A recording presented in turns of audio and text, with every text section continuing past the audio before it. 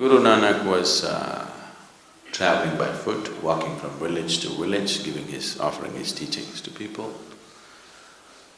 A very compassionate and courageous man,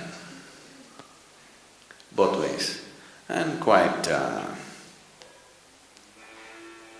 we like him because he's not one of those all the time smiling, gentle saints. He knows when to be hard, when to be soft. Real thing.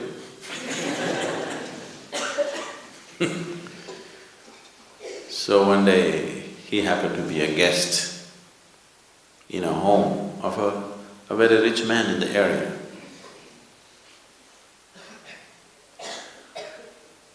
So when he was a guest in this house for a few days. When he is leaving, he gave this man a needle, a sewing needle. He gave this needle and said, "You keep this with you. Sometime when you see me, you can give it back to me. Till then, please keep it with you." A needle, not a golden one, just a simple needle.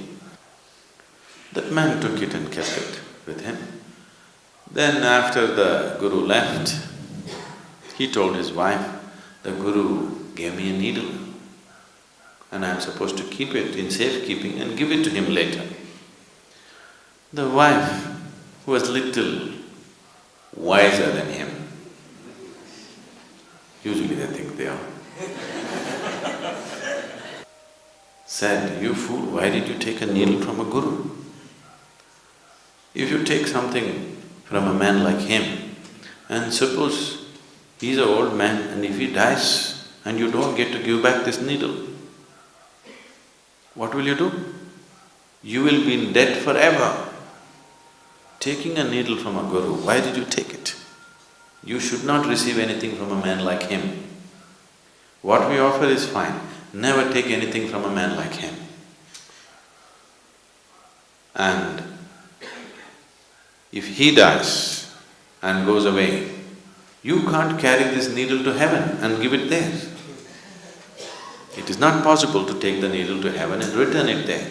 So you will be in debt forever and ever and ever, and you will not be able to wash off that one karma, and it may mean 1,000 lifetimes.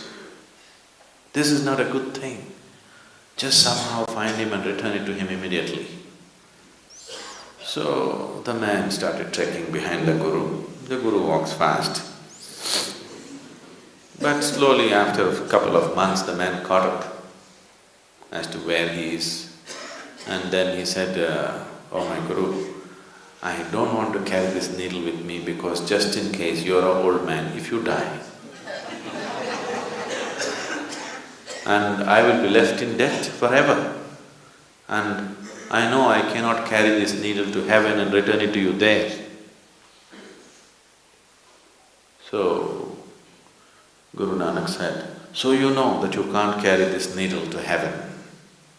You know that, right?" He said, "Yes." "Then when you know this, that you can't carry a needle, what are all these things that you're accumulating?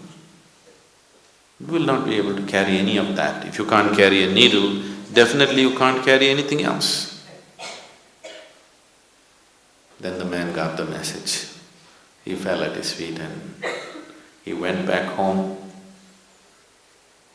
sold everything that he can sell, just kept what is needed for his family, for him and his family.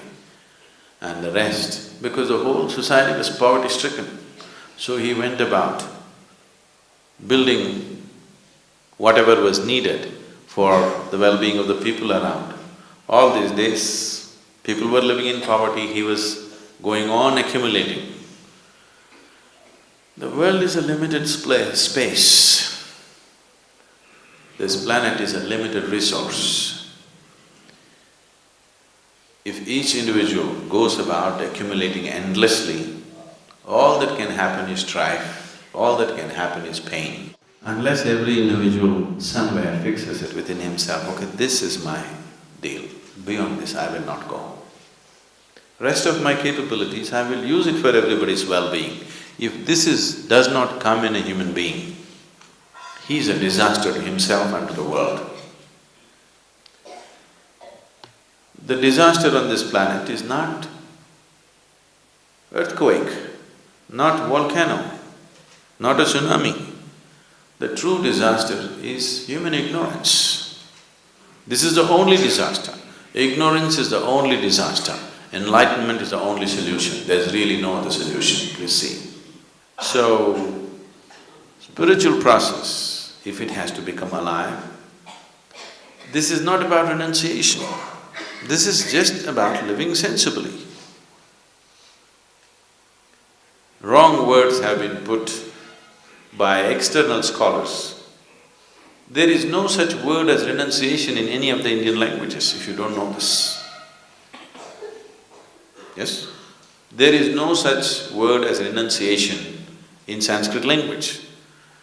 It is the outside scholars who come and say, oh, this man is renounced. No, he's embraced the whole universe and you think he's renounced. That is your understanding, because you cannot think of life without possessing this one part of the planet is mine, without that you cannot live. Somebody has embraced the whole universe, so he did not think he has to gather it because all the stars belong to him. The whole galaxy belongs to him. He did not think it is necessary for him to gather something and keep it in his bag or in his bank. It did not arise, it did not occur to him.